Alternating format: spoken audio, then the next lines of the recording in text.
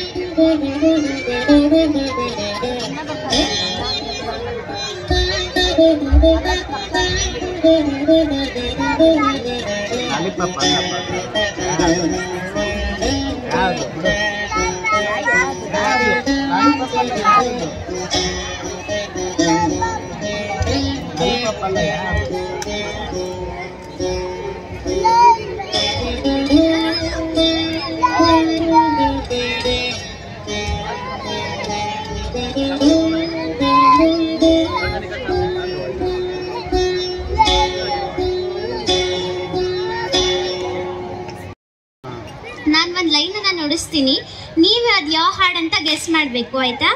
ಅದು ತುಂಬ ಫ್ಯಾಮಿಲಿಯರ್ ಆಗಿರೋ ಫೇಮಸ್ ಕನ್ನಡ ಹಾಡು. ಈಗ ನುಡಿಸ್ತೀನಿ, ನೀವು ಟ್ರೈ ಮಾಡಿ.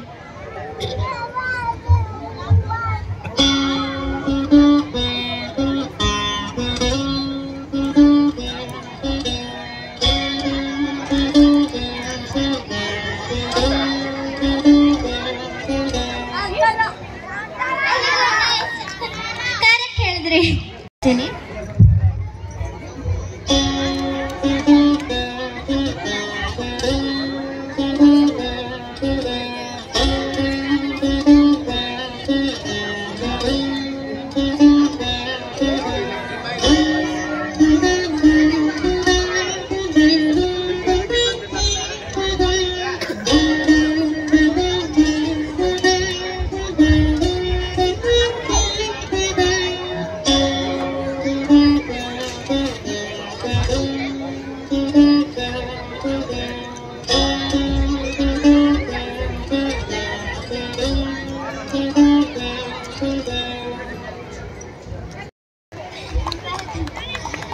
ಸೊ ನಂದು ಲಾಸ್ಟ್ ಮೂಮೆಂಟ್ ವೀಣಾ ಕೈ ಕೊಟ್ಟಿತ್ತು, ನನ್ನ ಶ್ರುತಿ ಮಾಡುವಂಥ ಕೀ ಏನಿದೆಯಲ್ಲ ಅದು ಹಾಳಾಗಿಬಿಟ್ಟಿತ್ತು. ಸೊ ನಾನು ಇಲ್ಲಿ ನುಡ್ಸಲಿಕ್ಕೆ ಆಗ್ತಿರ್ಲಿಲ್ಲ. ಸೊ ನನ್ನ ಟೀಚರ್ ಹಸ್ಬೆಂಡ್, ಅಂದರೆ ನಾವು ಅವ್ರಿಗೆ ಅಜ್ಜ ಅಂತ ಕರಿತೀವಿ, ಅಜ್ಜನಿಗೆ ತುಂಬ ಥ್ಯಾಂಕ್ಸ್ ಹೇಳ್ಬೇಕು. ಯಾಕಂದರೆ ಲಾಸ್ಟ್ ಮೂಮೆಂಟ್ ಅವರು ನನಗೆ ಅದನ್ನು ತಂತಿಯನ್ನು ತಂದು ರಿಪೇರಿ ಮಾಡಿಕೊಟ್ಟಿದ್ದಾರೆ. So thank you so much. ಮತ್ತು ನನ್ನನ್ನು ಇಲ್ಲಿ ನೆನಪಿಸಿ ಕರೆದು ನನಗೆ ವೀಣಾ ನುಡ್ಸಲಿಕ್ಕೆ ಅವಕಾಶ ಕೊಟ್ಟಿದ್ದಕ್ಕೆ ಈ ಶಾಲೆಯ ತಂಡಕ್ಕೆ ಥ್ಯಾಂಕ್ ಯು ಸೋ ಮಚ್.